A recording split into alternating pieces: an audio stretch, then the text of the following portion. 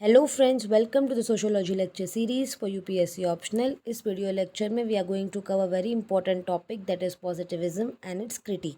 तो पॉजिटिविज्म क्या है, इसके क्रिटिसिज्म्स क्या है, ये हम इस वीडियो लेक्चर में देखेंगे।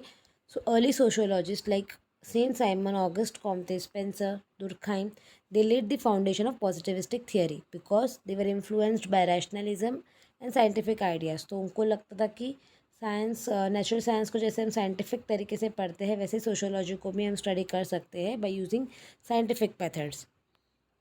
पॉजिटिविज्म क्या है? It's approach of studying sociology as a discipline which aims at employing principles similar to those in natural science. तो यानी कि एक अप्रोच है एक सब्जेक्ट को स्टडी करने का, सोशियोलॉजी को स्टडी करने का। So Auguste Comte was the founder of this. Saint Simon कहते हैं कि positivism was rooted in a science of society which is analogous to natural sciences. So positivism में क्या करना चाहिए, हमें हमें अंडरस्टैंड करना चाहिए वर्ल्ड को as a sequence of cause and effect. जैसे हम नेचुरल साइंस में कॉज एंड इफेक्ट की स्टडी करते हैं वैसे ही हमें सोशियोलॉजी में भी करना चाहिए। कॉम्टे ऑल्सो सेड कि sociology is the last and most sophisticated of all sciences as it deals with all aspects of humanity and society. Then Comte कहते हैं कि हम चार तरीके से सोसाइटी को स्टडी कर सकते हैं, by observation, experimentation, historical and comparative. ठीक है, तो डायमेंशंस क्या है पॉजिटिविज्म के, यानी पॉजिटिविज्म में क्या क्या होता है। तो डायरेक्ट ऑब्जर्वेशन कर सकते हैं, कॉज एंड इफेक्ट को स्टडी करना चाहिए जैसे हम नेचुरल साइंस में करते हैं, साइंटिफिक मेथड्स यूज़ करना चाहिए, एक्सपेरिमेंट एंड थियरीज बनानी चाहिए। तो पॉजिटिविज्म यही कहता है। ठीक है, देन मेजर फीचर्स क्या है, तो जो पॉजिटिविस्ट है वो कहते हैं, वो एम्फोसाइज करते हैं on behaviour that can be directly observed. यानी जो डायरेक्ट ऑब्जर्व होती है उन्हीं चीज़ों पे वो फोकस करते हैं। जो फीलिंग्स है, जो इंसान के इंटरनल थॉट्स है, मीनिंग्स है, उनको ज़्यादा इंपॉर्टेंस नहीं देते हैं। Then positivist emphasised on understanding external realities and they reject the internal aspects like motives, meaning etcetera. तो दुर्खाइम कहता है कि हमें सोशल फैक्ट्स पढ़ने चाहिए। वो कहता है कि सुसाइड जो है वो सोशल फैक्ट है, ठीक है, सोशल कॉज की वजह से होता है। तो ये जो वो इंटरनल जो होता है, इंसान का माइंडसेट होता है, उसके जो खुद के बिलीव्स होते हैं उसको इग्नोर करते हैं, और जो बाहर जो एक्सटर्नली दिखता है सोसाइटी में उसी को अंडरस्टैंड करने की कोशिश करते हैं। ये प्राइमेसी देते हैं to the discovery of cause and effect relationship. Then also positivist क्या करते हैं, साइंटिफिक मेथड पे ज़्यादा फोकस करते हैं। They also reject the common sense knowledge. उनको लगता है कि कॉमन सेंस कुछ नहीं है, आप सब चीज़ों को साइंटिफिक तरीके से पढ़ो। वो फोकस करते हैं theory building and universal laws में, यूनिवर्सल लॉज बनाते हैं। यानी कि उनको लगता है कि जो चीज़, जैसे रिलीजन है तो हर जगह पे वो यूनिवर्सल है, ठीक है, क्योंकि हर जगह पे रिलीजन का एक ही मीनिंग होता है। देन पॉजिटिविस्ट ये भी कहते हैं कि हम सोशल इवेंट्स को प्रेडिक्ट कर सकते हैं। ठीक है, कॉम्टे ने मेंशन किया है कि कैसे सोसाइटी इवॉल्व होती है, स्टेजेस भी बताए, ये हम आगे पढ़ेंगे। तो पॉजिटिविज्म का ये सब मेन फीचर्स है। देन पॉजिटिविज्म क्या करता है, डिडक्टिव अप्रोच यूज़ करता है। डिडक्टिव अप्रोच यानी पहले थियरी बनाता है फिर फैक्ट्स ढूंढता है उस पर। ठीक है, तो ये अप्रोच यूज़ करता है जो हम नेचुरल साइंस में करते हैं। देन पॉजिटिविज्म का ये भी एक है पॉइंट कि सोशोलॉजिकल नॉलेज को हम टेस्ट कर सकते हैं। तो पॉजिटिविस्ट कहते हैं कि सोशोलॉजिकल नॉलेज को हमें टेस्ट करना चाहिए, it should be testable. Thus positivism try to make sociology scientific discipline. So Marxist और फंक्शनलिस्ट भी इस कैटेगरी यानी कि इस अप्रोच को फोकस करते हैं, तो ये भी इन कैटेगरी में ही आते हैं, पॉजिटिविस्ट ही कहलाते हैं। ठीक है, अब हम पढ़ेंगे अबाउट द मेजर लिमिटेशंस या फिर क्रिटिसिजम्स क्या है पॉजिटिविज्म के। तो it was realize sociology cannot be developed as purely positivistic discipline. यानी कि आप ऑब्वियसली सोसाइटी को क्या है पूरे साइंस के तरीके से नहीं पढ़ सकते हो, बिकॉज सोसाइटी में हम ह्यूमन एलिमेंट से डील करते हैं, जिनके पास कॉन्शियसनेस होती है, खुद के विचार होते हैं, खुद के थॉट्स होते हैं। फॉर एग्जाम्पल पावर्टी है, तो पावर्टी आप कहोगे कि सिर्फ एक्सटर्नलिटीज़ पढ़ोगे तो आपको लगेगा कि सोशल स्ट्रक्चर में कुछ प्रॉब्लम है, सोशल डिसेबिलिटी है समाज में, इसकी वजह से पावर्टी है। बट खुद इंसान का भी बिहेवियर भी तो हो सकता है ना, उसका इंटरनल बिहेवियर हो सकता है, अनविलिंगनेस टू वर्क हो सकता है।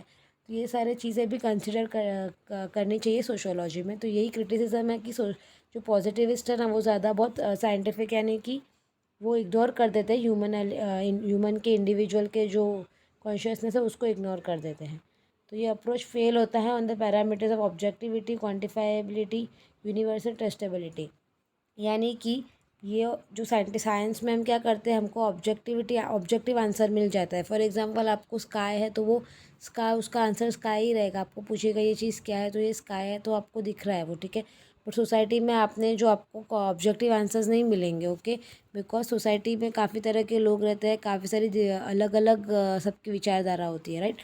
फिर आप सोसाइटी में हर चीज़ को क्वान्टिफाई नहीं कर सकते हो, कुछ भी चीज़ क्वांटिटी में आप माप तोल नहीं सकते हो जैसे आप साइंस में करते हो। फिर यहाँ पे आप यूनिवर्सल लॉज नहीं बना सकते बिकॉज सोसाइटी सब जगह अलग अलग डिफ़र करती है, तो आप यूनिवर्सल लॉज पे नहीं पहुँच सकते हो।